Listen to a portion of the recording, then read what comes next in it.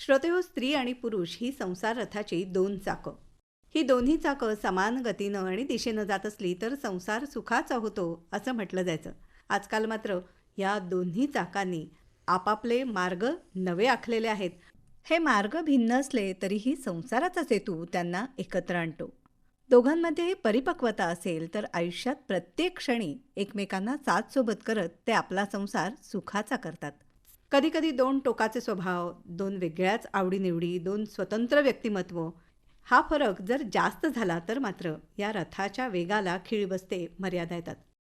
आणि त्यामुळे दोन ध्रुवावर दोघे आपण आपापल्या कार्यक्षेत्रापुरतं राहून प्रत्यक्षात मात्र साथ तुझी माझी असं म्हणत एकमेकाला जपणारी, वाढवणारी, खुलवणारी अशी एक जोडी आपल्याकडे आलेली आहे. या आहेत वस्तू आणि सेवा कर विभागामध्ये अर्थात GST राज्यकर उपायुक्त स्वाती थोरात. नमस्कार. नमस्कार. आणि त्यांचे जोडीदार व्यावसायिक छायाचित्रकार प्रोफेशनल फोटोग्राफर विकास इंगळे. नमस्कार. नमस्कार. तुमच्या दोघांचंही स्वागत. एक तुमच्यापैकी पूर्णपणे कमर्शियल ॲक्टिव्हिटीमध्ये किंवा शासनासाठी अर्थातच आपल्या देशासाठीचं काम करण्यामध्ये तुम्ही गुंतलेले आहात स्वातीताई. त्याच्यामध्ये तुम्ही आणि विकासजींचं क्षेत्र जे आहे ते पूर्णपणे कलात्मक असं आहे. तर या दोन्ही व्यवसायांची आणि दोन व्यक्तिमत्वांची भेट ही कशी घडली तिथून सुरुवात करू. आमची भेट मुंबईमध्ये आमच्या एका कॉमन फ्रेंडच्या घरी झाली होती आणि पहिल्याच दिवशी भेट झाली आणि आमचं इतकं छान जमलं त्या दिवशीपासून एकमेकांशी. स्वभाव म्हणता येईल किंवा इंटरॅक्शन जे असतं की शेअरिंग, आणि तिथून पुढे म्हणजे गेली 14 वर्ष जवळपास मग आम्ही एकत्रच आहोत. वा. आणि त्यावेळेला विकास फोटोग्राफर म्हणून होते तेव्हा? हो, फोटोग्राफर म्हणून काम करत होते त्यावेळेला. फक्त त्यावेळी ते इंडस्ट्रीमध्ये जास्त काम करत होते. व्यावसायिक फोटोग्राफर म्हणून नंतर सुरुवात झाली. बरं. तुम्हाला ज्यावेळेला स्वातीताई भेटल्या त्यावेळेला त्यांच्यातली कोणती गोष्ट अशी होती की ज्याच्याकडे तुम्ही आकर्षित झालात सगळ्यात जास्त? त्यावेळेस असं एक्झॅक्ट सांगणं थोडंसं अवघड आहे. त्यावेळेसही आणि आजही मला त्यातली सगळ्यात आवडणारी गोष्ट कुठली जर असेल तर ते सेल्फ रिस्पेक्ट आहे. हां. मला ती गोष्ट तिची आणि ती जन्मता आहे तिच्याकडे, मला असं वाटतं. आणि ती मला असं वाटतं की खरं तर प्रत्येक स्त्रीमध्ये असणं आजच्या काळात खूप महत्त्वाची गोष्ट आहे. म्हणजे इव्हन ती मला सुद्धा स्वारी वगैरे म्हणते तर ते मला आवडत नाही. स्वातीताईंमधला हा स्वाभिमान तुम्हाला खूप महत्त्वाचा वाटतो. तो स्वतःबद्दलचा आदर आहे, स्वतःच्या कामाबद्दलचाही आहे. राईट. स्वातीताई, तुम्ही GST विभागामध्ये कार्यरत आहात. गेली जवळजवळ 11 वर्ष या क्षेत्रामध्ये आहात. MPSCची परीक्षा देऊन या क्षेत्राकडे येणं हे कसं घडलं? खरं तर पार्श्वभूमी थोडीशी वेगळी आहे या गोष्टीची. मी ग्रामीण भागातनं आली आहे. मी जेव्हा लहान होते तेव्हापासून त्यांनी माझ्या मनावर बिंबवलं होतं की मी ऑफिसर व्हायला हवे. आणि आम्ही 4 बहिणी, मी 4 नंबरची. अच्छा. तर मी अकॅडमिक आणि ह्या सगळ्यामध्ये खूप छान होते नेहमी. पण पोस्ट ग्रॅज्युएशन झाल्यानंतर म्हणजे ज्या वेळेला मी फर्स्ट अटेम्प्ट दिला, अनफॉर्च्युनेटली मी त्यावेळेला सक्सेसफुल नाही झाले. पण मीन व्हाईल मी काहीतरी आपण मिळवायला हवं या दृष्टिकोनातनं शिकवायला लागले स्पर्धा परीक्षांना. आणि मग महाराष्ट्रभर दौरे झाले. मी मॅगझिन्समधनं लिहायला लागले आणि मला असं वाटायला लागलं कुठेतरी की हे फील्ड मला जास्त आवडते. म्हणजे शिकवणं हे माझं पॅशन आहे. आणि मी थोडंसं परीक्षा देणं बंद केलं. पण काही वर्षानंतर असं झालं की मीन व्हाईल आम्ही भेटलो होतो एकमेकांना आणि वडील आजारी पडले आणि डिजनरेटिव्ह आजार होता. आणि असं लक्षात आलं की हे म्हणजे काही वर्ष फक्त आपल्याबरोबर असतील. आणि मला असं एकदम रिअलाईज झालं की मी यांचं स्वप्न नाही पूर्ण केलं. आणि मग मी माझं सगळं बाजूला सोडलं आणि मग मी पुन्हा म्हणजे जवळपास 10 वर्षाच्या गॅप नंतर, म्हणजे 10 वर्ष मी शिकवत होते पण मी स्वतः परीक्षा दिली नव्हती. आणि मला असं वाटायचं की मला शिकवायचंय, म्हणजे सरकारी नोकरीचं अट्रॅक्शन ॲज सच मला वाटत नव्हतं. आणि मग ते आजारी पडल्यानंतर मात्र मी नोटिफिकेशन आलं आणि सगळ्या म्हणजे मी 1 वर्ष कुठे होते हे कुणालाच माहिती नाहीये. म्हणजे मी इतक्या डेडिकेशनने तो अभ्यास केला, पूर्णपणे अभ्यासात पूर्णपणे फक्त अभ्यास. कुणालाही मी भेटत नव्हते, कुणाकडेही माझा फोन नंबर नव्हता त्या काळामध्ये. आणि फक्त दुर्दैवाने असं झालं की माझा फायनल रिझल्ट यायच्या आधी वडील गेले होते.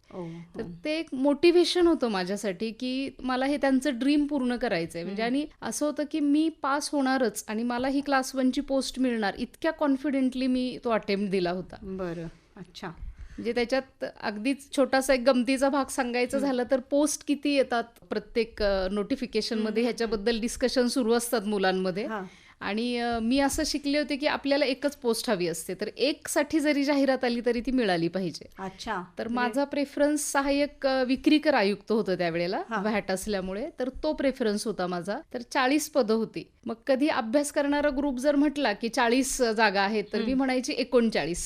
तुम्ही अच्छा. 39 बद्दल बोला, त्यातली एक एक माझी माझी आहे. नक्की आहे. म्हणजे अच्छा. अगदी डे वन पासून ते लिस्ट बघितल्यानंतर माझं हे डिपार्टमेंट आणि ही पोस्ट, तर हे अच्छा. ठरलेलं होतं. म्हणजे पूर्णपणे फोकस्ड आणि एक उद्दिष्ट आपलं हो. निश्चित करून त्या दिशेने तुम्ही अभ्यास करत अगदी राहिलात. 100% MPSC ची परीक्षा आणि ती उत्तमरित्या उत्तीर्ण होऊन स्वतःला हवी ती पोस्ट, ते हो. पद तुम्ही मिळवू शकलात. झालं.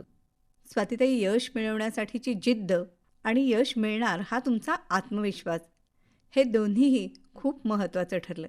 पण कर विभागामध्ये येणं आणि तुमचं आधीचं शिक्षण जे आहे ते फार वेगळं आहे. तुम्ही हो. कृषी क्षेत्रामधलं शिक्षण घेतलेलं आहे. हो. त्याविषयी सांगा ना, आणि तुमचं मूळ गाव त्याबद्दलही. मी मूळ निघोज, पारनेर तालुक्यामध्ये एक गाव आहे, अहमदनगर जिल्हा, तिथली आहे. आणि जे मी म्हटलं ना की मी ऑफिसर व्हावं हे वडिलांना वाटायचं, तर त्या काळी ट्रेंड असा होता की ॲग्रिकल्चर फील्डमध्ये जाणारी मुलं स्पर्धा परीक्षेमध्ये जास्त क्वालिफाय व्हायचे. अच्छा. म्हणजे त्यावेळेचा परीक्षेचा पॅटर्न तसा होता. ऑप्शनल्स जे होते त्याच्यामध्ये सायन्स बॅकग्राऊंड असणाऱ्यांना जास्त मार्क मिळायचे. सायन्स म्हणजे ॲग्रिकल्चरल सायन्सेस, तर तो एक ट्रेंड होता. आणि मग हे करायचे 12वी नंतर आपल्याला फारसं काही समजत नसतं, आणि ते माझा कुठलाच टॉपिक वडिलांबद्दल बोलण्याशिवाय खरंच कधी संपत नाही. तर ते वडील हे माझ्यासाठी अशी गोष्ट होती की ते जे सांगतील ते मी करायचं. ते पण म्हणजे सरकारी अधिकारी होते. ते असिस्टंट होते ॲग्रिकल्चर डिपार्टमेंटमध्ये. अच्छा. बरं. हा. आणि त्यांनी खूप छान काम केलंय. म्हणजे आजही ते नाही आहेत तरीही लोक त्यांचं नाव काढतात ज्या भागात त्यांनी काम केलं. तर मग ते जे डोक्यात होतं माझ्या, तर त्या ह्याने मग मी ॲग्रिकल्चरला आले. पण मला म्हणजे आत्ताही मुलं ज्या वेळेला करिअर सिलेक्ट करतात ना, तर मला हे नेहमी हे वाटतं की काही कालांतराने आपल्याला समजायला लागतं आपल्याला काय आवडतं. हा. आणि मग ॲग्रिकल्चरला ॲडमिशन घेतल्यावर मला वाटलं म्हणजे छान, सगळे विषय छान होते. मी तशी पण म्हणजे शेती घरी पण असल्यामुळे शेतीची सवय होती, तर मला ते छान वाटायचं सगळं. आणि मग संपता पुन्हा मार्ग हा म्हणजे मी शिकवेल किंवा हे मला आवडतं हे मी जेव्हा सुरू केलं तेव्हा मला समजलं. 12वी मध्ये तुम्ही विज्ञान शाखा त्याच्यामध्ये मेरिटमध्ये आलेल्या होत्या, हो, गुणवत्ता यादीमध्ये आलेल्या होत्या, आणि पुढे MPSC ची ही परीक्षा देऊन हो. त्या पदापर्यंत तुम्ही पोहोचलात. विकास, तुम्ही कुठच्या गावचे? मी मूळचा धाराशिव. अच्छा. म्हणजे आता काही दिवसापूर्वी जसं नाव चेंज झालं, अगोदरचं उस्मानाबाद, तर मी मूळचा धाराशिवचा. एक आपण म्हणतो ना घरातलं वातावरण, तर तुमचं संगोपन आणि शिक्षण हे सगळं कशा प्रकारे झालं त्याविषयी सांगा. मी एकटाच आहे, म्हणजे भाऊ बहीण नाही मला. त्यामुळं पूर्वीपासून म्हणजे अगदी लाडात वाढलेलो आहे. म्हणजे ज्या पण काही डिमांड्स असतील त्या मागायच्या अगोदर माझ्या आईवडिलांनी माझ्या त्या पूर्ण केलेल्या आहेत. आणि माझं शिक्षण पण धाराशिवलाच झालं. आणि त्याच्यानंतर फोटोग्राफीचं जे आहे ते मग मी मुंबईला येऊनच शिकलोही आणि मग वाढवलं ते. वाढवलंही. पण तुम्ही मुळात BA ची पदवी संपादन केली Yes. आणि गावामध्ये म्हणजे धाराशिवमध्ये एका खेड्यामध्ये तुम्ही वाढलात. पण मग बरोबर. फोटोग्राफी, छायाचित्रण हा तिथे तसा फार सामान्य म्हणजे सहज विषय नसेल, नाही का? अगदीच नाही. आणि त्या काळात तर नव्हता की म्हणजे अशा काही क्षेत्रामध्ये करिअर होऊ शकतं. हा आज सुद्धा खरं बघायला गेलं तर खूप हे आहे की म्हणजे प्रश्नचिन्ह पेरेंट्स थोडंसं. प्रश्नचिन्हच आहे. की म्हणजे बरेचसे पेरेंट्स जे आहेत ते अगोदर थोडंसं हे होतं की म्हणजे डॉक्टर, इंजिनियर करायचं एवढंच हे असायचं मुलांना. आणि आता बघितलं तर त्याच्यामध्ये थोडीशी आणखीन वाढ झाली आहे. पण कलेच्या क्षेत्रामध्ये वगैरे तुम्ही करिअर करू शकता हा आणखीन सुद्धा माइंडसेट नाहीये. तर त्यावेळेस तर नव्हताच. इव्हन मला ह्या गोष्टीचं आजही वाईट वाटतं की म्हणजे आमच्या म्हणजे धाराशिव असेल, लातूर असेल किंवा अमरावती, अशा दुसऱ्या जे गाव आहेत तिकडच्या मुलांना ग्रॅज्युएशन झाल्यानंतर समजतं की ह्याच्यामध्ये काहीतरी तुम्ही करिअर होऊ शकता तुमचं. आणि तोपर्यंत मुंबई, पुण्यासारख्या इथली मुलं जी असतात ते खूप काही त्यांनी त्यामध्ये केलेलं असतं, त्यामध्ये डिग्री घेतलेली असते. आणि मग ते थोडंसं चॅलेंजिंग असतं. आत्ताच्या काळामध्ये ते मला असं वाटतं की सोशल मीडिया आणि ह्या गोष्टींमुळे अवेअरनेस आलेला आहे. आता सगळ्यांनाच एक्सपोजर मिळायला लागलंय किंवा ऑनलाईनही तुम्ही शकता. बरोबर. तर मी तसं खरं बघायला गेलं तर ग्रॅज्युएशन नंतरच मला त्यामध्ये मी ते सिरियस झालो असं म्हणता येईल. पण कसं काय, म्हणजे फोटोग्राफी कधी क्लिक झाली तुमची? फोटोग्राफी म्हणजे असं एक्झॅक्ट सांगता येणं थोडंसं अवघड आहे मला की नाही, म्हणजे गावाहून मुंबईला आई वडिलांना असं सांगून निघाला सांगून आलो होतो. की फोटोग्राफीमध्ये करिअर करणार आहे? नाही, हा. करिअर करणारा इथपर्यंत नव्हतं. म्हणजे मला तसं स्पिरिच्युअल आणि ह्या गोष्टींमध्ये फार रस होता. फार हां. पूर्वीपासून, की फार कमर्शियल त्यात कामं करायची आणि त्याच्यामधून काही खूप पैसे कमवायचेत वगैरे. खरं तर माझं असं टार्गेट नव्हतंच पहिल्यांदा. फोटोग्राफी हॉबी होती, ती डेव्हलप करायची होती आणि त्याच्याबरोबर शिकवणं हे पण माझं म्हणजे पहिल्यापासूनच एक अच्छा. ते पॅशन आहेच. म्हणजे मला पण शिकवायला खूप आवडतं. हा दोघांमधला कॉमन फॅक्टर कॉमन फॅक्टर आहे आहे. की त्या एकीकडे स्पर्धा परीक्षांसाठी मुलांना तयार करतात करेक्ट. आणि तुम्ही फोटोग्राफर्स, भावी चांगले बरोबर. फोटोग्राफर आपल्याकडचे निर्माण व्हावेत यासाठी प्रयत्न करता. तुमच्या कामाविषयी आम्हाला सांगा ना, म्हणजे फोटोग्राफीचे सुद्धा अनेक प्रकार आहेत ना, बरोबर. तर त्याच्यातलं तुमचं पोर्ट्रेट फोटोग्राफी हे स्पेशलायझेशन येस, तुमचं. मला आवडतं स्पेशली. आणि परत मी माझ्याकडे जे स्टुडंट्स येतात, आता बरेचसे जे इन्स्टिट्यूट आहेत ह्यांनी खूप म्हणजे कमर्शियल झालेले आहेत, की ते फक्त फॅशन फोटोग्राफीचा कोर्स असेल तर तो वेगळा कोर्स 2 वर्षाचा, फक्त प्रॉडक्ट फोटोग्राफीचा असेल तर 1 वर्षाचा वेगळा. मला असं वाटतं की फोटोग्राफी एकच आहे. हां, त्यात तुम्ही लेझर शार्प एका गोष्टीमध्ये तुम्ही नंतर करिअर करा, त्यात काही प्रश्न नाही आहे, किंवा एकच गोष्ट त्यातली निवडा. पण ते म्हणतात ना जॅक ऑफ ऑल, आणि मी म्हणत असतो की jack of all master in none नाही, jack of all master in one photography. हे फोटोग्राफी एकच आहे. म्हणजे जसं तुम्ही वेडिंग फोटोग्राफी करताय आणि तिकडे वेडिंगमध्ये तो मुलगा रिंग घालतोय आणि तुम्ही रिंगचा फोटो घेताय, तर ती प्रॉडक्ट फोटोग्राफीच आहे ॲक्च्युली. तर किंवा एक मी फॅशन शूट करतोय आणि मी एका चेअरवरती बसलेला आहे, तर ती चेअर तिकडे प्रॉडक्ट फोटोग्राफीच आहे. तर सगळ्या गोष्टी एकमेकाशी इंटरलॉक आहेत. जोडलेल्या आहेत त्या. हां. आणि फोटोग्राफर होणं म्हणजे फक्त तुम्हाला त्यातले काही टेक्निकल गोष्टी समजणं म्हणजे ते फोटोग्राफर नाहीच आहे मुळात. तर म्हणजे फोटोग्राफर होण्यासाठी फिरलं पाहिजे, माणसं वाचता आली पाहिजेत तुम्हाला, आणि ह्या सगळ्या गोष्टी शिकल्या पाहिजेत, आणि मग तुम्हाला ज्याच्यामध्ये इंटरेस्ट होतं त्या गोष्टी तुम्ही करायला पाहिजेत. आज तुम्ही नवे छायाचित्रकार घडवताय, पण तुम्ही स्वतः फोटोग्राफीचं शिक्षण हे किती काळ घेतलं?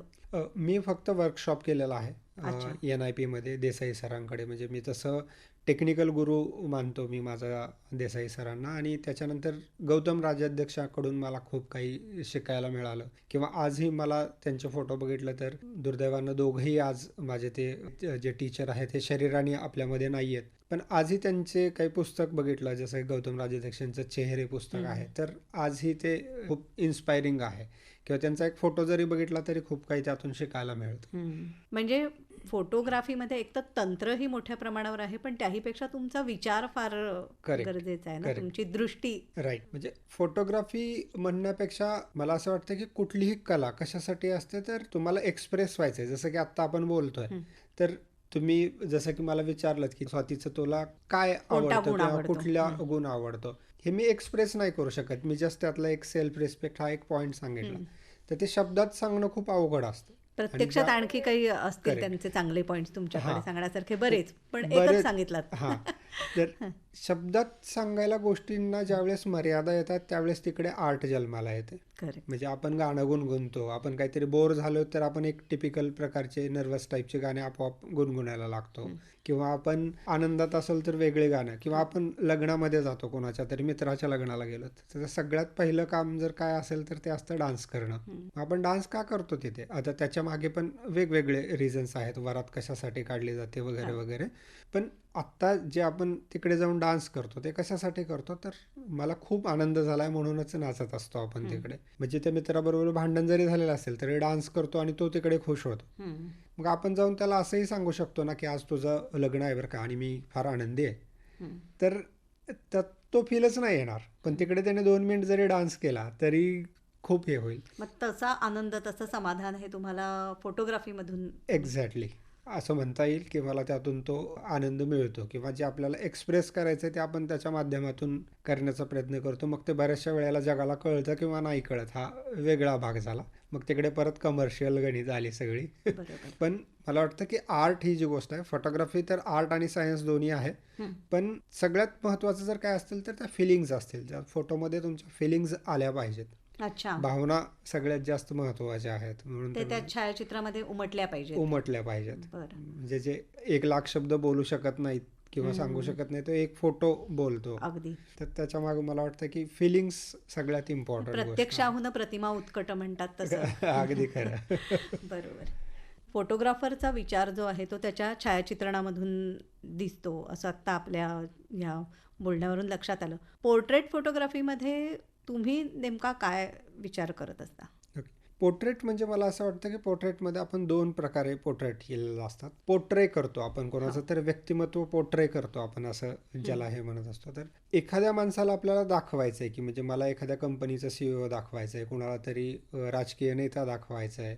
मग ते एखाद्या राजकीय नेत्याला विशिष्ट प्रकारचे आपण कपडे घालतो. हो. मग ते खादीचे असतील किंवा कुठले किंवा कंपनीचा एखादा CEO असेल किंवा ओनर असेल तर त्याला आपण विशिष्ट प्रकारचं ब्लेझर वगैरे घालतो. मग कदाचित तो माणूस तसं नसेलही, हं. पण आपल्याला कमर्शियली तसं दाखवावं लागतं. ही एक प्रकारचे पोर्ट्रेट झाले. बरं. आणि दुसरे जे पोर्ट्रेट्स असतात ते मला असं वाटतं की त्यामध्ये मला जास्त रस आहे की त्याच्यामध्ये तुमची पर्सनॅलिटी दिसली पाहिजे. आणि पर्सनॅलिटी म्हणजे तुमची पर्सनल रिॲलिटी असते. बरं. तर ती त्याच्यामध्ये उतरणं त्या फोटोंमध्ये ती खरी स्किल आहे.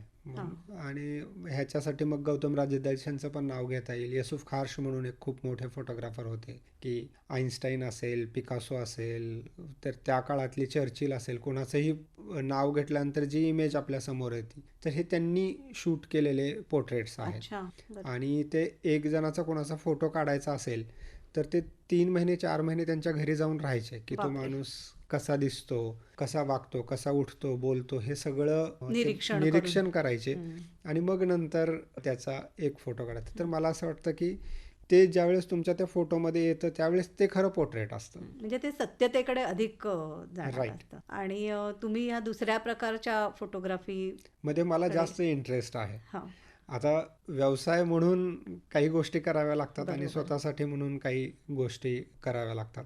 तर ते दोन्ही सुरू आहे. बरोबर. स्वातीताई, तुम्ही विकासच्या फोटोग्राफीविषयी आम्हाला काय सांगाल? म्हणजे तुम्ही त्याच त्यांच्या कौशल्यावर भाळलात का की कसं? अगदीच असंच म्हणता येईल खरं तर.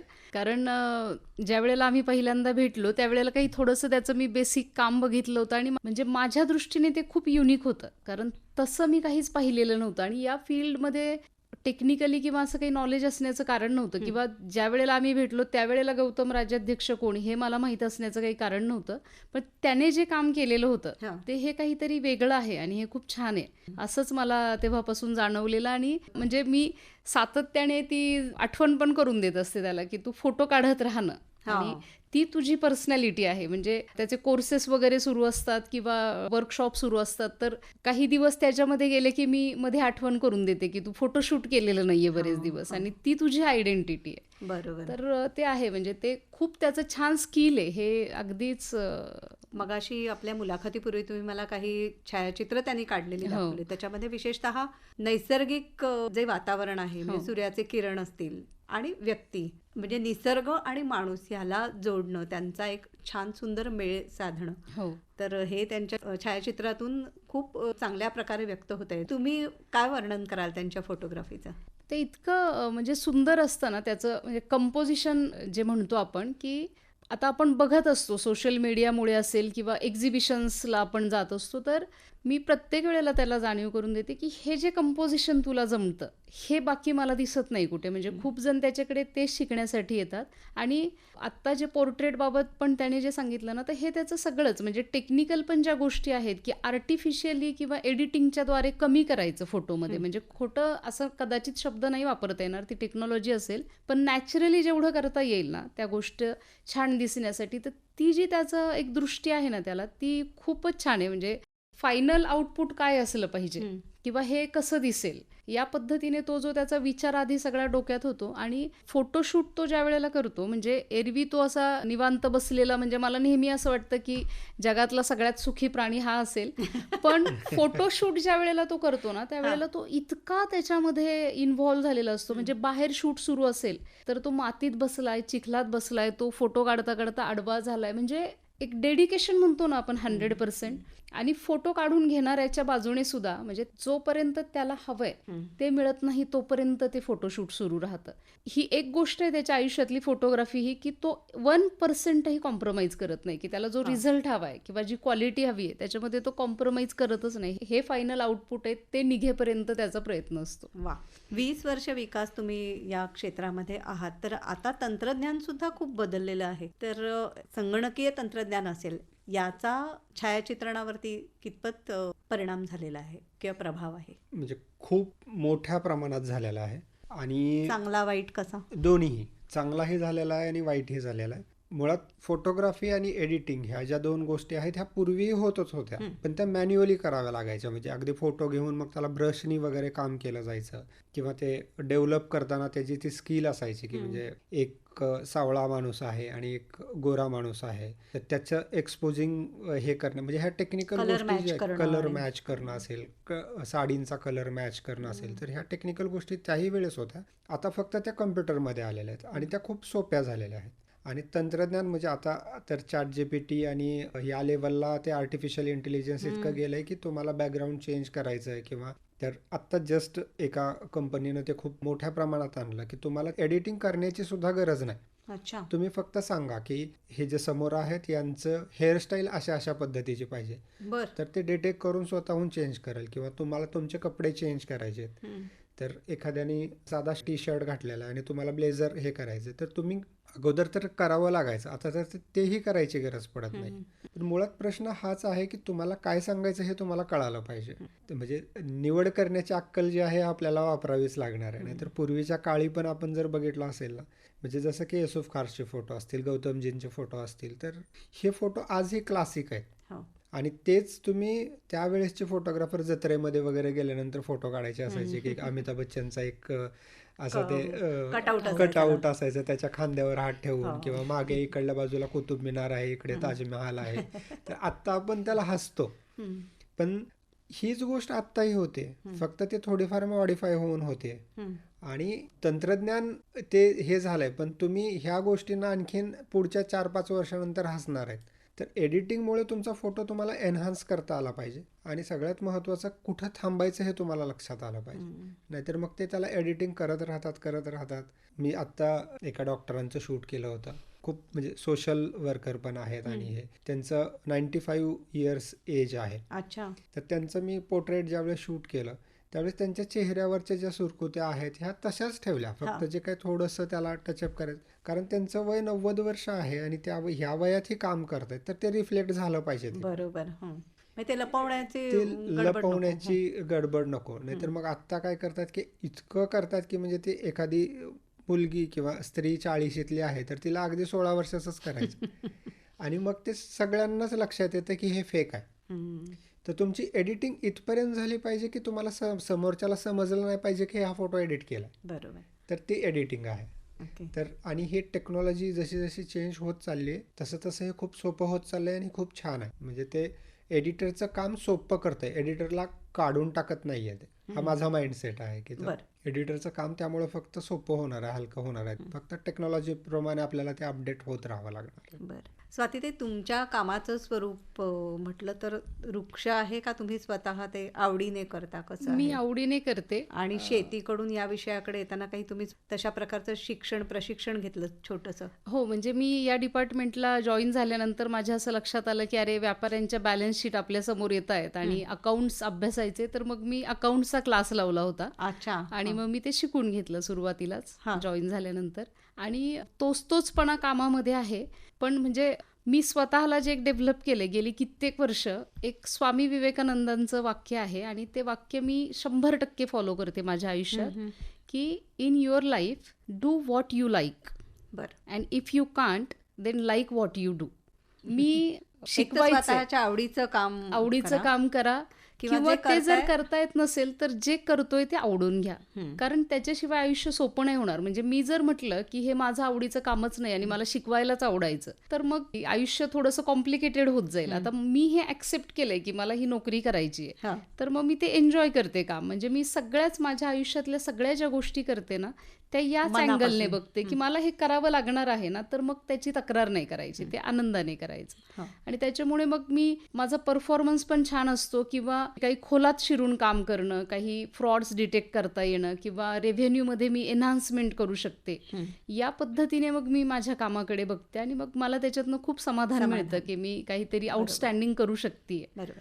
ही जबाबदारीची नोकरी करत असताना ताणाचे, परीक्षेचे असेही काही प्रसंग येत असतील, त्याचं एखादं उदाहरण आम्हाला सांगाल का? आमच्या डिपार्टमेंटमध्ये कसं आहे की सगळं काम टाइम बाउंड आहे. प्रत्येक काम जे आम्हाला करायचे त्याची डेडलाईन ठरलेली असते, लिगल टाइम बारिंग असं त्याला म्हटलं जातं, आणि काहीही झालं तरी त्या वेळेत ते काम संपवावंच लागतं. त्याच्यामुळे ते कायम एक आपण जे म्हणतो ना, की अलर्ट राहणं त्या गोष्टीसाठी, की आपल्या हातातून काही सुटत नाहीये ना, हा एक सगळ्यात महत्त्वाचा भाग असतो नेहमी. आणि चॅलेंजिंग म्हटलं तर एक रिसेंटलीच अशी केस झाली होती. नॉर्मली जे ॲनालिसिस करतो आम्ही आमच्याकडे आलेल्या केसचं, त्याच्यामध्ये मला थोडासा एक म्हणजे फ्रॉड म्हणता येईल किंवा एक फसवणूक कशी वाटत हां, होती किंवा फसवणूक काहीतरी डिपार्टमेंटची अशी झालेली माझ्या लक्षात आली आणि ते मग मी ऑन रेकॉर्ड घेऊन त्याच्यात थोडंसं खोलात शिरले. तर या केसमध्ये असं झालं होतं, की व्यापाऱ्याने म्हणजे अगदी माझ्या केबिनमध्ये येऊन गोंधळ घालण्यापासनं तर अगदी वरती जाऊन माझ्यावर प्रेशर आणता येईल या पद्धतीने खूप प्रयत्न केले. पण सुदैवाने मी एक म्हणेल, की आमच्या डिपार्टमेंटमध्ये असं आहे, की फारसं इंटरफिअरन्स कुणी करत नाही, कारण रेव्हेन्यूशी संबंधित आहे. हां. म्हणजे या ठिकाणी एखादं काम आम्ही करू नये हे सांगणं म्हणजे लॉस ऑफ रेव्हेन्यू आहे. त्याच्यामुळे त्या दृष्टिकोनातनं फारसं कुणी सक्सेसफुल होत नाही. पण एक सर्टन टाईम आपल्यावर मात्र तो तणाव निर्माण होतो, कारण कागदपत्र हलायला लागतात, उत्तरं द्यावी लागतात, प्रश्न विचारला जातो, तर त्या प्रोसेसमधनं मात्र आपल्याला जावं लागतं. ह्याच्यामध्ये मग वरिष्ठ आणि सगळे आपल्या पाठीशी असले किंवा त्यांना माहीत असतं ज्या वेळेला, की अरे हे प्रामाणिकपणे ॲक्शन्स काम करणं. प्रामाणिकपणे काम केलेलं आहे, केलेली कार्यवाही बरोबर आहे, तर त्यावेळेला त्यातले त्यात म्हणजे आपण त्या गोष्टी निभावून जातात. म्हणजे त्याला काही वेगळं वळण आणखीन लागत नाही. तर हे आत्ताच एक मोठ्या केसमध्ये खरं तर माझा बराच काळ गेला त्याच्यामध्ये, जवळपास 2 महिने ते प्रकरण चाललं होतं अच्छा. आणि बरंचसं टेन्शन त्याच्यामध्ये झालं होतं. पण मग ते म्हणजे चालू राहतं, नोकरीचा भाग म्हणून ह्या गोष्टी येतच राहणार आहेत. राज्यकर उपायुक्त ही उच्च पदावरची तुमची नोकरी आहे. हो. तर अर्थातच घर आणि नोकरी हो. हे सांभाळताना विकासचा तुम्हाला त्या पाठिंबा हा किती असतो? मानसिक तर खरंच खूप आहे त्याचा, कारण बऱ्याचदा तणाव असतो. एक मी प्रयत्न करते खूप, की घरातनं बाहेर पडताना घरातला विषय परत डोक्यात नको आणि ऑफिसमधून बाहेर पडलं की ऑफिस तिथेच. म्हणजे डिटॅच होणं जी प्रोसेस आहे ती मी बऱ्यापैकी शिकली आहे. अच्छा. कधीतरी मिक्सिंग होतं, की ज्या दिवशी खूप काहीतरी जास्त घडलेलं असतं. घडलंय, जास्त टेन्शनचं आहे, तर त्या दिवशी तो खूप सांभाळून घेतो मला. किंवा मग मी ऑफिसमधनं टेन्शनमध्ये कधी गेले असेल तर तो बाहेर काढण्यासाठी काहीतरी चल बाहेर जाऊयात किंवा अशा पद्धतीने होतं. आणि घर सांभाळताना म्हटलं तर घरातल्या ज्या गोष्टी आहेत किंवा स्वयंपाक करणं ही माझी आवड आहे. अच्छा. म्हणजे मला नेहमी वाटतं, की ऑफिसमधनं जाऊन मी ज्या वेळेला स्वयंपाक करते ना, तर मी त्या सगळ्या गोष्टींपासून दूर होते. हो. म्हणजे कुकिंग ही माझी तशी स्ट्रेस बस्टर आहे तुमच्या. अगदी म्हणजे मला खरंच खूप आवडतं मनापासून स्वयंपाक करणं. हा. तर मग मी एन्जॉय करते ती गोष्ट. म्हणजे परंपरा आल्यात, की तुम्ही स्त्री नोकरी करतीये म्हणजे मग तिने हे काहीच करायचं नाहीये, तर हे पण मला फारसं पटत नाही. म्हणजे चेंज ऑफ वर्क म्हणजे आराम किंवा आपल्याला जे म्हणतो ना आपण, की रविवारी झोपतोय आपण, तर ही गोष्ट माझ्याकडनं होतच नाही. मला असं वाटतं, की थोडासा रिलीफ काय तर चेंज ऑफ वर्क. कामातला बदल. हां, कामातला बदल अगदी. किंवा म्हणजे मी मग आठवडाभर काम केलंय म्हणून मग मी 4 तास झोपेल दुपारी, असं होऊ शकत नाही सुट्टीच्या दिवशी. तर मी काहीतरी वेगळं करते फक्त. तर हे सगळं मग मी एनिवेज आनंदाने करते. ज्या दिवशी थोडंसं मी कुठे डिस्टर्ब असेल त्या दिवशी मग त्याचा सपोर्ट त्याच्यामध्ये असतोच. बरं. आणि घरामध्ये त्याच्या सच काही वेगळ्या डिमांड नसतात, म्हणजे जे स्मूथली सुरू राहतं त्याच्यामुळे, की काही कमी पडतंय किंवा कशाचे काही वाद आहेत किंवा तो ठराविक डिमांड करेल कुठल्या गोष्टीची, असं काही होत नाही. त्याच्यामुळे ते त्रासदायक काहीच वाटत नाही घरी सुद्धा. वा. आणि विकास त्यांची वर्कशॉप सुरू असतात फोटोग्राफीची, हो. त्याच्यासाठी देशभर त्यांचे दौरे सुरू बरोबर. असतात. तर त्यामुळे मग अशा वेळेला सहवास पण मिळत नसेल. हो. दीर्घकाळ बाहेर राहणं होत हो. असेल. तर त्या काळात तुमचा संवाद हा कशा प्रकारे तुम्ही तोही सांभाळता? ज्या वेळेला त्याचं वर्कशॉप्स किंवा हे सुरू असतील, बाहेर असेल इथे, तर त्यावेळेला एक असतो सकाळचा पहिला फोन झाला, की तू ज्या वेळेला फ्री होशील त्यावेळेला तू फोन कर, असं मी त्याला सांगते. म्हणजे दोघांकडनं नॅचरली होतं. ज्या दिवशी मी सांगते, की आज मीटिंग आहे किंवा आज मी व्हिजिटला जाणार आहे, त्या दिवशी सकाळी तो असंच त्याने मला सांगितलेलं असतं, की तू जेव्हा फ्री होशील तेव्हा फोन कर. आणि मग नॉर्मली दिवसभरात एकमेकांशी कम्युनिकेशन होतं, पण मग संध्याकाळी शेवटी आपापली कामं संपल्यानंतर मग एक sharing दिवसभराचा अगदी हो म्हणजे तो तसा एक फोन कॉलवर ते नक्कीच होतं रोज. बरोबर. एकूण ज्याला हेल्दी रिलेशनशिप असं म्हटलं जातं आत्ताच्या काळामध्ये, तशा प्रकारची तुमची रिलेशनशिप आहे, त्याविषयी तुम्ही काय सांगाल, की त्याच्यासाठी कोणत्या गोष्टी आवश्यक असतात? स्वाती, ते काय सांगाल? मला असं वाटतं, की कुठलंही रिलेशनशिप हजबंड वाईफ असेल किंवा कुठलंही, तर एक मला नेहमी वाटतं, की माणसाला जेही कुठले त्रास होतात आयुष्यात ना, तर सगळ्यात पहिलं अपेक्षाभंगामुळे असतं. तर आपण कोणत्याच नात्यात जर अपेक्षा नाही केल्या कुठल्या आता अर्थात काय असतं, की पती-पत्नी म्हणून जर आपण विचार केला, तर प्रत्येकाने आपापल्या जबाबदाऱ्या पार पाडत राहणं आवश्यकच आहेत. म्हणजे आता ते मी स्त्री-पुरुष म्हणून म्हणणार नाही, कारण माझा त्याला विरोधच आहे, की ही स्पेसिफिक जबाबदारी स्त्रीची आणि ही पुरुषाची, हां. असं काहीसं उरलेलं नाहीये. मग ते पण पती-पत्नी म्हणून म्हणजे 2 व्यक्ती म्हणून तुम्ही एकत्र राहता, त्यावेळेला प्रत्येकाने आपापली जबाबदारी पार पाडत चाललं पाहिजे. आणि ज्या वेळेला कुठे काही असं वाटतं ना, तर आम्ही बोलतो एकमेकांशी. की समजा कधीतरी वाटलं मला, की अरे मला सतत काहीतरी ओढाताण झाली आहे किंवा खूप काहीतरी मानसिक पण मी सातत्याने काही विचार केलाय जास्त काळ, ते आमचं रिलेशन असं आहे की मी हे बोलू शकते. म्हणजे तुलनेने तो ह्या गोष्टी कमी बोलतो कधीच माझ्याशी, पण मला हे सगळं शेअर करण्याची सवय, तर त्याच्यामुळे मग ते क्लिअर राहतं. किंवा मग तो त्यावेळेला त्याची भूमिका सांगतो की हे असं नाही, असं आहे, किंवा जे पण असेल, तर मुळात त्याच्यामुळे ते मग मला वाटतं काहीसे अबोल किंवा अबोल मितभाषी आहे. असे हो. आहेत. हो. आणि मी तुमचा जास्त स्वभाव बोलते. बोलका आहे. हो, मी खूप बोलायला लागतं मला. आणि माणसांची आवड आणि मित्रमंडळी जमवणं हे सुद्धा हो. आहे तुमचं. म्हणजे हे माझं खूप आहे. म्हणजे आमचं लग्न व्हायच्या आधीपासून पण माझं खूप मित्रमैत्रिणी आहेत मला, आणि त्या मीही मेंटेन केल्यात. खरं तर मला असं वाटतं की ऑब्जेक्शन कुणीच कुणावर असूच नये, आणि त्याच्या ज्यांच्याशी ओळखी होतात तेही पुन्हा माझेच चांगले मित्रमैत्रिणी होतात. म्हणजे असंच आमचं ते छान वाढत चाललंय सर्कल नेहमी. हो. आणि त्याच्या प्रोफेशनमुळे काय होतं की मलाही वेगळ्या फील्डमधल्या लोकांची माझ्याही ओळखी होतात. म्हणजे माझं ती आवडीची गोष्ट आहे की नवीन तोही नवीन मोठा विरंगुळा हां, असेल की अगदी. म्हणजे ताण हलका करण्यासाठी सुद्धा. म्हणजे मला नेहमी वाटतं की आम्ही एका फील्डमध्ये नाही आहोत ते चांगलं आहे, कारण कदाचित मग घरी जाऊन विषय तोच असला असता. हो. तर आता एक काय होतं की थोडंसं आपण काहीतरी सांगतो दिवसभरात, ऑब्व्हियस आहे की आपण एकमेकांशी गप्पा मारताना ते मारतो, असं झालं तर मग त्याचा क्रिएटिव्ह विषय असतो. मग कधीतरी असं होतं की शूट काही ठरलं तर मग आयडिया सुचणं किंवा मग त्याच्यावर डिस्कशन करणं. तर मग मला असं वाटतं की हा पण एक खूप छान चेंज आहे माझ्यासाठी, की मी ऑफिसमधनं जाते त्यावेळेला फारसा तो विषय उरतच नाही मग. बरोबर. स्वातीताई ज्यावेळेला मूडमध्ये नसतील त्यावेळेला त्यांचं फोटोशूट केलं की त्यांचा मूड होतो का चांगला?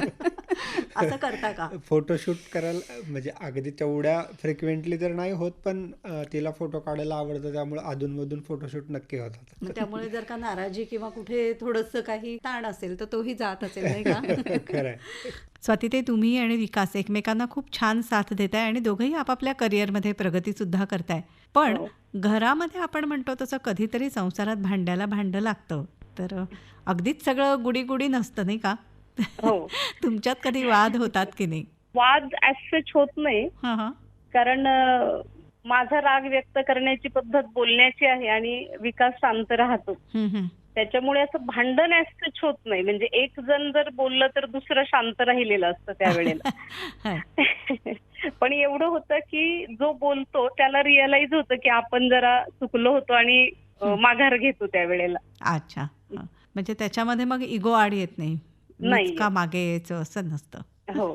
त्यामुळेच जर काही कुठे थोडेसे मतभेद असतील तर ते हो. बोलून दूर होत असतील. अगदी अगदी. आणि आम्हाला ती सवय पण आहे की कुठलाही विषय असेल असा काही कन्फ्लिक्टचा, हां. तर ऍक्च्युली आम्ही डिस्कशन पण करतो त्याच्यावर ओपनली की माझं काय मत आहे आणि त्याचं काय मत आहे. त्यामुळे संवादातनं प्रश्न सुटतात असं. सुटतात अगदी. आणि समजा आपलं एखाद वेळेला चुकीचं असेल मत, तर दुसऱ्याचं स्वीकारण्याची तयारी असते. तयारी असते अगदी दोघांचीही. वा, चांगल्या नातेसंबंधासाठी हे आवश्यकच आहे, नाही का? हो हो. म्हणजे कम्युनिकेशन गॅप जी म्हणतो आपण की जे सगळ्या प्रश्नांचं मूळ मांडता येईल ती आमच्यामध्ये होऊ देत नाही आम्ही. विकास, तुमच्या करिअरची सुरुवात करताना मला वाटतं स्वातीताईंनीच तुमच्या छायाचित्रांचं पहिलं प्रदर्शन आयोजित केलं होतं की? हो हो. फोटोग्राफी ही माझी स्किल आहे. आता त्यासाठी म्हणजे फक्त एक गोष्ट कुठली तरी, किंवा माझी आई असेल किंवा वडील असेल किंवा माझं एज्युकेशन असेल, ही गोष्ट फक्त एक गोष्ट त्यासाठी नसेल, पण कमर्शियल किंवा मी प्रॅक्टिकली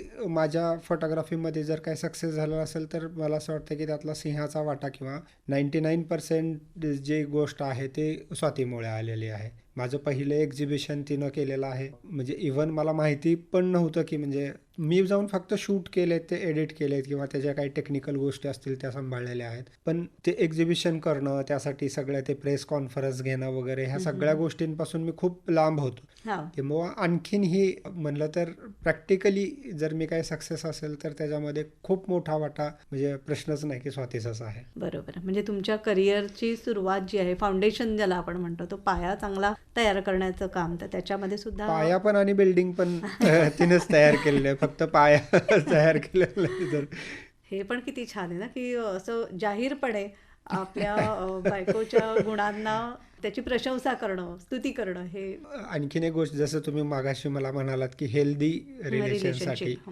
तर मला असं वाटतं की एक आणखीन एक गोष्ट असली पाहिजे की समानता, ज्याला आपण म्हणतो ना, की आपल्या ह्याच्यामध्ये आता ती जरी म्हणत असेल की स्वयंपाक करते किंवा सगळ्या गोष्टी तेच करते, घरातले पण मॅक्सिमम काम तेच करते, माझ्याकडे त्याची स्किल नाहीये, म्हणजे ते स्वयंपाक करण्याची स्किल नाहीये माझ्याकडे, हा एक भाग आहे. पण माझा हा माइंडसेट कधीच नाहीये की बाबा हे काम तुझं आहे आणि हे काम माझं आहे, असं मी बाईनेच कधीच ते केलं पाहिजे बाईनेच असं ते नाही. केलं पाहिजे असं मला कधीच नाही वाटत. मग आली वेळ तर तुम्ही स्वयंपाक सुद्धा, स्किल नाहीये माझ्याकडे, हां. म्हणजे त्या 2-4 गोष्टी करता येणं म्हणजे पण मग त्याला स्वयंपाक, पर्याय शोधाल, काहीतरी बाहेरून आणून द्याल हा, त्याला. हां. तो भाग ते वेगळा. ते होतं म्हणजे की बाहेरून आणूयात पण किंवा छोट्या मला छोट्या गोष्टीमध्ये कसं आपल्याकडे दिसतं, म्हणजे आपण जर बघितलं ना की समजा पाहुणे आले तर नवरा बाहेर बसलेला असतो हॉलमध्ये आणि बायकोला सांगतो पाणी घेऊन ये ग, हम्म. तर नोकरासारखं वागणूक देणं. ट्रीट, वागणूक देणं असेल, किंवा माझ्या आत्ताच एका मित्राबरोबर म्हणजे मी त्यांच्या घरी गेलो होतो आणि ते असं होतं, तर हा माइंडसेट नसला पाहिजे असं मला वाटतं. मग ती जॉब करते आणि ती अधिकारी आहे म्हणून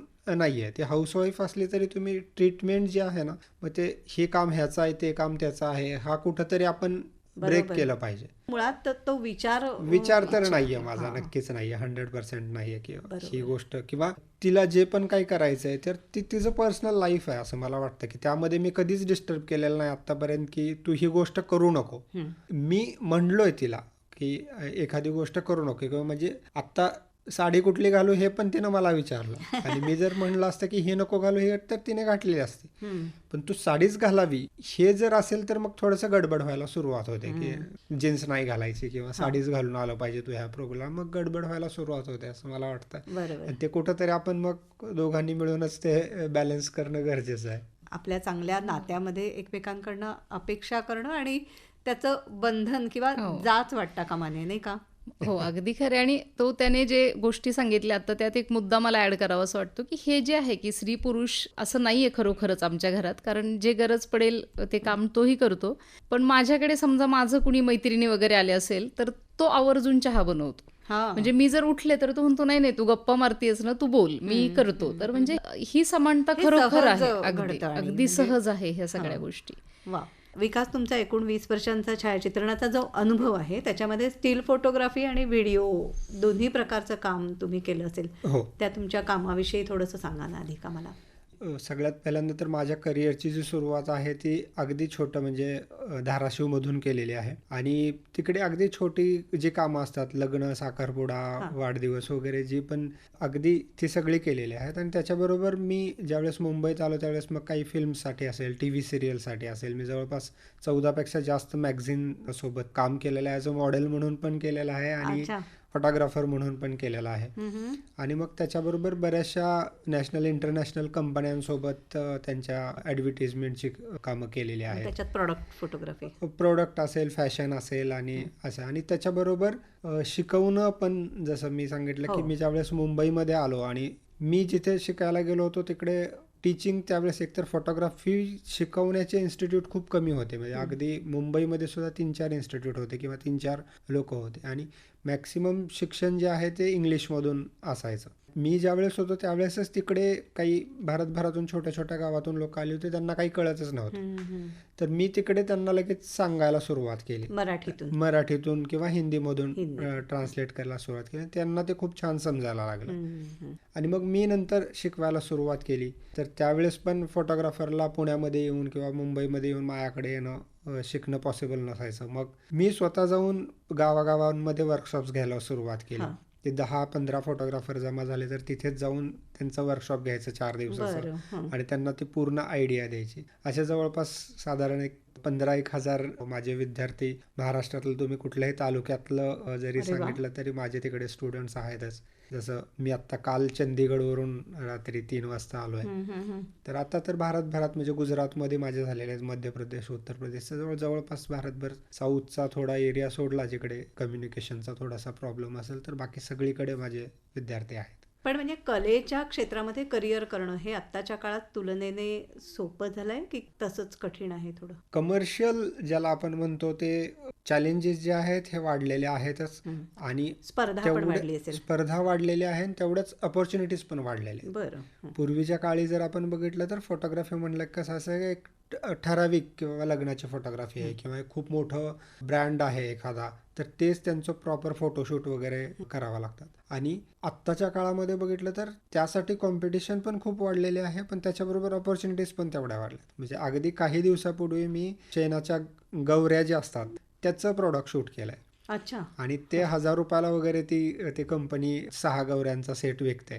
म्हणजे अगदी कुरडई, पापडी वगैरे हे पण प्रोडक्ट आज कारण प्रत्येकाला सोशल मीडियावर यायचं, प्रत्येकाला ऑनलाईन प्लॅटफॉर्मवर सेल करायचं आहे. तर अपॉर्च्युनिटीज पण तेवढ्या वाढलेल्या आहेत आणि कॉम्पिटिशन पण तेवढे वाढलेलं आहे. फक्त प्रश्न हाच आहे की तुम्ही त्या कॉम्पिटिशनला तेवढे कॅपेबल आहात की नाही, हा फक्त प्रश्न आहे. आपलं कौशल्य अधिकाधिक वापरणं हे महत्त्वाचं आणि त्या संधी ओळखून त्याप्रमाणे काम करण्याची गरज आहे. स्वाती थोरात आणि विकास इंगळे, आज ही तुमची जोडी आमच्याकडे इथे आकाशवाणीच्या स्टुडिओमध्ये आली. एक शासकीय नोकरीमध्ये आणि दुसऱ्याचा मात्र कलात्मक व्यवसाय. तर या दोन्हीची छान एकत्र बांधून तुमचा संसाराचा छान सुरू आहे. तुमच्या या पुढच्या वाटचालीसाठी मनापासून शुभेच्छा देते आणि इथे आलात त्याबद्दल आभार मानते. धन्यवाद. थँक्यू. थँक्यू.